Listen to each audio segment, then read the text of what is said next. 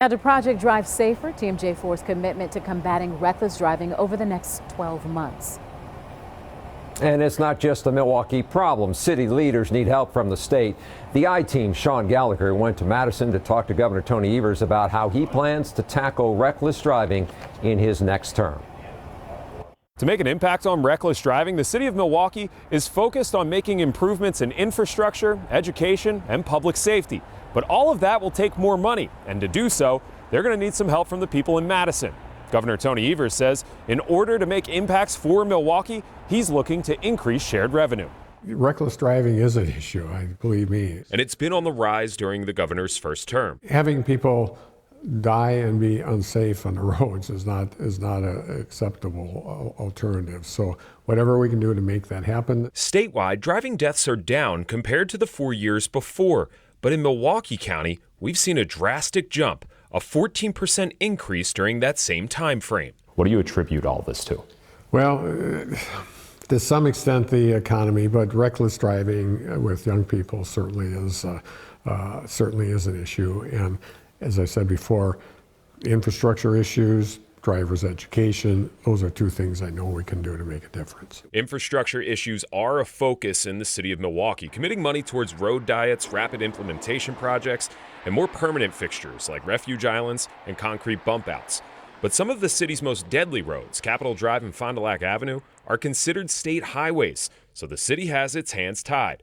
Evers says increases to shared revenue are key towards achieving the city's goals. Well, that's what shared revenue is all about. Some of the money that during the pandemic we provided to the city of Milwaukee to make those kind of infrastructure changes on various streets, they're working. And so we will continue to do that. We will continue to fund that. The city of Milwaukee is receiving nearly 6% less in shared revenue than it did in the year 2000, which is as far back as online data shows.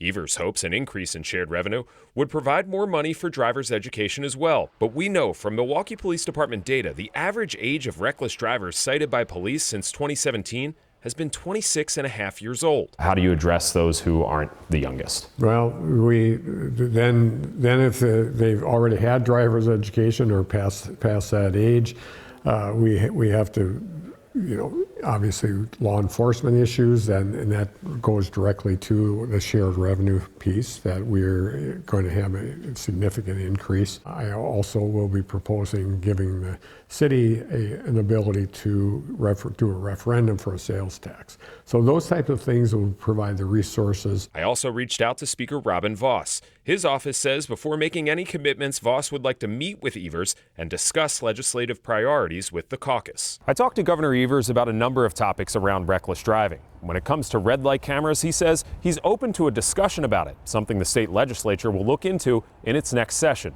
He says he supports a full ban on handheld use of cell phones behind the wheel, something 24 other states already do. And during the pandemic, the state waived road tests for 16 and 17-year-olds. Governor Evers says he's open to a discussion about lifting that waiver, but he says there's no data that he's seen that shows taking a physical road test leads to a better or worse driver. Reporting in Madison for the I-Team, I'm Sean Gallagher.